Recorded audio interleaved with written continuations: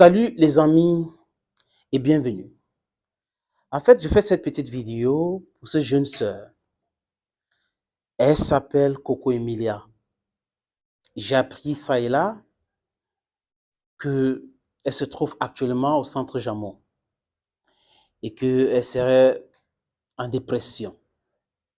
En fait, pour ceux qui suivent Coco Emilia, ils peuvent bien comprendre que tout ça est possible. Toute femme rêve d'avoir, je vais dire, les femmes normalement constituées. Certaines vont dire que le mariage, ce n'est pas un fin en soi. Je suis d'accord avec vous. Mais le rêve de la plupart des femmes, c'est de trouver un bon mari. Parfois, financièrement stable, sentimentalement aussi stable. C'est le rêve de toute femme. Et Coco Emilia a trouvé Vemba. Ils se sont mariés à Yaoundé. On a vu ce mariage. C'était un mariage de rêve. Et après, on s'est rendu compte que ce monsieur était un roublard, compte tenu des différents postes de Coco Emilia. Et il serait un gigolo, c'est Coco qui aurait financé son propre mariage. On a raconté un tas de choses qui ont été démenties par Francis Vemba sur un plateau de télévision du côté de la Côte d'Ivoire, Live TV, pour ne pas citer la chaîne en question. Mais Coco n'avait jamais fait une autre sortie pour dire que ce qu'elle était en train de dire, c'était du mensonge.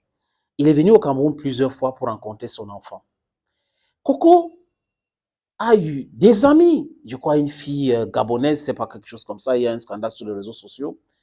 Et toujours ce scandale, elle a arraché le mari de ceci, elle a fait ceci, elle a fait cela, qu'on a raconté sur les réseaux sociaux.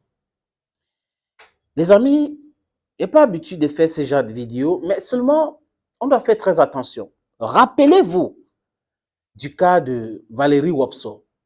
Oui, Wopso. Elle subissait la dépression. Après savoir, je ne sais pas, elle est tombée sur un escroc sentimental qui est venu sortir avec sa soeur au Cameroun et l'a ruinée en Europe. Et cette femme a commencé à boire des substances terribles. Elle avait été internée dans un centre de psychiatre en Europe. Et les gens se moquaient d'elle. Quand elle prêchait Dieu, tout ça, les gens se moquaient d'elle. Et c'est comme ça qu'elle est partie comme la blague. C'était toujours la dépression. La famille de Coco Emilia et des hommes de bonne volonté doivent tout faire pour sauver Coco Emilia.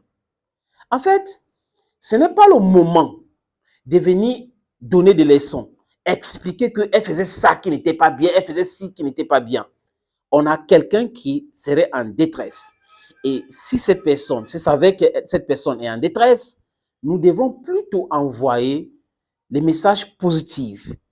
Ces messages positifs peuvent l'aider à se lever et à continuer à marcher. Nous tous, nous sommes des êtres humains. On est faillibles.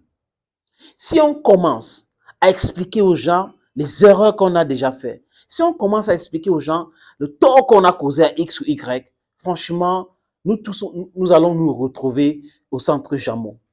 Donc, ceux qui sont au centre Jamon, ce n'est pas des moins que rien. C'est des êtres humains. They are homo sapiens like us. They are top there like us. They just have a heart problem. Et en situation de crise, grave, les amis, nous devrons plutôt envoyer des messages positifs, comme je l'ai dit tout à l'heure. Nous devons soutenir Coco Emilia. Parce que les nouvelles ne sont pas bonnes. J'espère que c'est juste les informations de réseaux sociaux, mais ça vient avec l'insistance. Ça vient avec l'insistance. Il y en a qui se moquent, d'autres qui... Non, we don't need to mock at her. Vous voyez, les réseaux sociaux sont arrivés et coronavirus aussi a aidé beaucoup de personnes à avoir des millions et des millions d'abonnés. Et on n'a pas éduqué les gens comment utiliser à bonne échéance les réseaux sociaux. Les gens ont commencé à utiliser en montrant la maison, en montrant du luxe et tout ça, une vie des pachas. Mais those are bygones. on doit mettre tout ça là derrière nous.